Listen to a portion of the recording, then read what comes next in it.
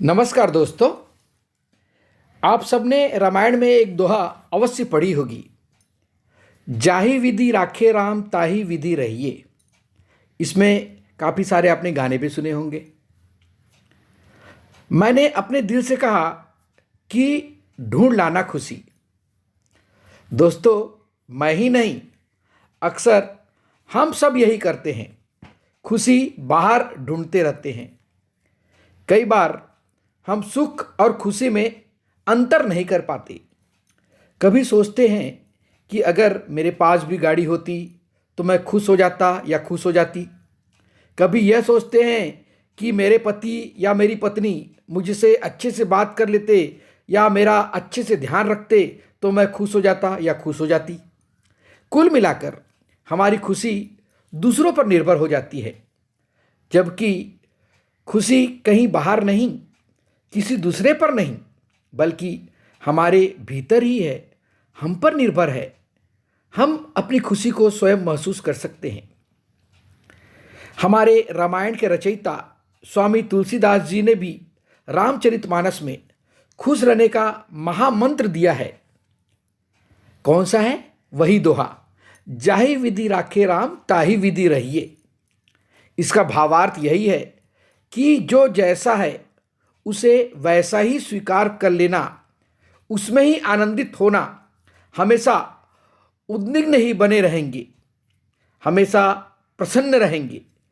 जो जैसा है अगर आपने उसको वैसा ही स्वीकार कर लिया तो निसंदेह आपको सुख की प्राप्ति होगी। बस परिस्थितियों, व्यक्तियों और वस्तुओं के प्रति अपना स्वयं का नज़रिया भर बदलने की ज़रूरत है, और शायद हम अपनी खुशी पा जाएं। हमें उसे ढूंढने कहीं ना जाना पड़े। दोस्तों, क्या हुआ, ऋचा ने आज फिर एक मोटिवेशनल स्पीकर को सुना, लेकिन आज उसने शिद्दत से उसकी बातों पर सोच विचार किया। केवल सुनने से नहीं, इन बातों को अपनाने से ही कुछ होगा। मुझे अपनी खुशी खुद ही तलाश करनी होगी। दूसरे लोगों को दोष देना बंद करना होगा। ऋचा ने अपने आप से कहा और बिस्तर पर जाकर शांतनु के बगल में लेट गई। अगली सुबह ऋचा के लिए एक नई सुबह थी।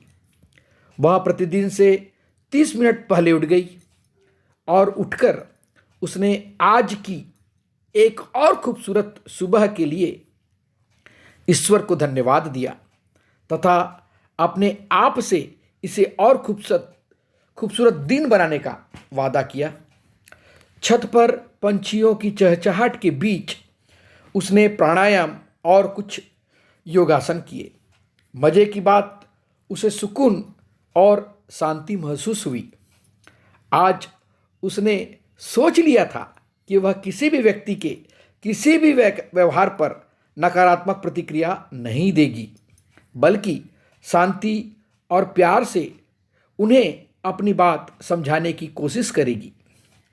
शांतनु ने उठने के बाद अपना बिस्तर नहीं समेटा था, लेकिन आज ऋचा ने आराम से बिस्तर समेटते हुए कहा, पता है शांतनु, अगर हम अपना बिस्तर समेटते हैं तो काफ़ी अच्छा महसूस होता है। बिस्तर समेटना एक बहुत छोटा सा काम है, लेकिन सुबह सुबह कुछ भी करना एक बड़ी उपलब्धि लगता है और पूरा दिन हमें कुछ न कुछ करने के लिए प्रेरित करता रहता है। ऋचा हैरान थी। शांतनु ने आज कुछ नहीं कहा। हल्की सी मुस्कान के साथ कहा, समझ गया यार, लेकिन अच्छी आदत डालने में समय तो लगेगा ना। ऑफिस के लिए जाते हुए रास्ते में ट्रैफिक जाम देखकर जब शांतनु चिड़चिड़ा रहा था, तब ऋचा ने कहा, शांतनु, हम ऑफिस जाते हुए दोनों मिलकर अपना फेवरेट म्यूजिक एल्बम सुन सकते हैं। घर पर तो साथ बैठकर संगीत सुनने का मौका नहीं मिलता, और कल से 10 मिनट पहले निकलेंगे तो ऑफिस के लिए लेट होने की टेंशन भी नहीं होगी। ट्रैफिक को देखकर रोज भुनभुनाने वाली ऋचा की बातें सुनकर शांतनु बेहद हैरान था और ऋचा का सुझाव उसे पसंद भी बेहद आया। आज बहुत अच्छे मूड में हो, क्या हुआ? शांतनु ने ऋचा से पूछा। ऋचा ने कहा, कुछ नहीं, आज थोड़ा जल्दी जाग गई तो आसन और प्राणायाम किया, बस। ऋचा ने मन ही मन अपनी खुशी अपने अंदर ही है यह सोचते हुए जवाब दिया। ऑफिस में भी अपने कनिष्ठ के देर से आने पर ऋचा ने गुस्सा नहीं किया, सिर्फ इतना कहा, समय पर आओगे तो वक्त पर घर वापस जाकर अपने परिवार के साथ समय व्यतीत कर सकोगे। कनिष्ठ भी बिना कोई बहाना बनाए इतना कहकर चला गया, जी मैडम, आगे से समय पर आऊँगा। ऋचा प्रसन्न मन से घर लौट आई थी।